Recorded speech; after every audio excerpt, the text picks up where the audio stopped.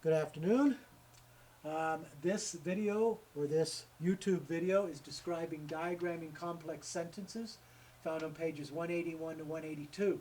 Remember, complex sentences are sentences with a independent clause and a subordinate clause.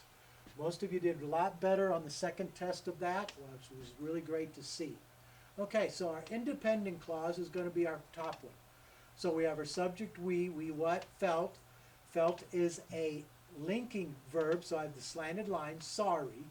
Okay, sorry for the cub, prepositional phrase, for cub thee. Now notice that, which is a relative pronoun, can either be an adjective clause or a noun clause. So I have to look, well, which cub are we talking about? We're talking about that had caught its leg in a trap. So it's describing cub, so it's an adjective clause. It comes off the noun. That is my subject in this clause. Had caught, helping verb, verb. Caught what? Direct object, line straight up and down, leg. Which leg? Its leg. Prepositional phrase, in the trap.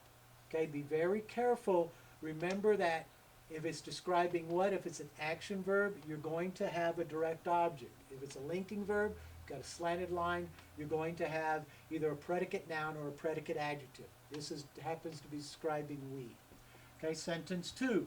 When we stood beside the redwood tree, we felt very small.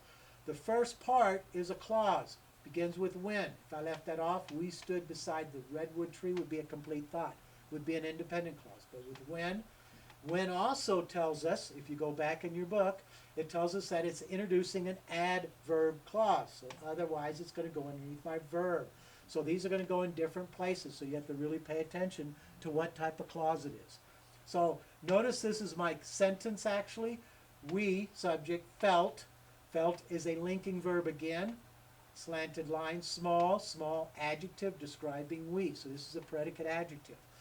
My subordinate conjunction goes here under the dotted line when. Subject of this is we. We stood. Where did we stand? Beside is a preposition. So this is a prepositional phrase. Beside the redwood tree. I could have just put tree here and redwood, but you also can have these two together. So these are the first two. I'm going to pause, set up the next two, and go through those. All right, continuing on diagramming complex sentences. Number 3, the satellite will be launched, independent clause, actually a sentence, if the weather remains good. If you go back and look at the previous chapter, is an adverb subordinating conjunction. So it will go here. So I have the satellite, subject, will be launched, helping verbs and verb. Weather is my subject of this. The weather remains, which is not a action verb, it's linking, slanted line, good. Okay? Number 4, the knight in black armor fought. There's a complete thought. Here's my original sentence right here. Whoever would challenge him. If you look it up again, whoever introduces an adverb clause. A noun clause, excuse me, sorry, go back on that. Whomever, whoever, that kind of stuff is a noun clause. So I have to decide what kind of noun clause, what is it acting like? Well, who did he fight? He fought whoever would challenge him. So it's a direct object. So it's going to be a noun that's being used as a direct object, this whole clause. So first I'm going to set up my diagram. And since it's a whole clause, this is how it's going to be diagrammed. So the subject, knight, the knight. Which knight? Prepositional phrase, in black armor, fought verb. Direct object, you're going to do it just like this, okay? Whoever would challenge, helping verb, verb, challenge what or whom? Him, answers those questions, so it's a direct object.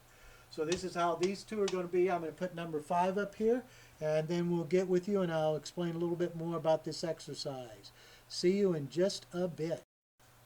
All right, we're back.